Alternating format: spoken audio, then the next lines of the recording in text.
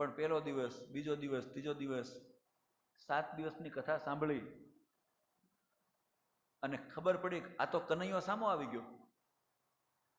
7 દિવસમાં સુખદેવજી હું કથા ન કીધી, કનૈયાને લાવી દીધો હૃદયમાં. એટલે દક્ષિણા તો બાજુ પર રહી, હાથ જોડ્યા. શું બોલ્યા?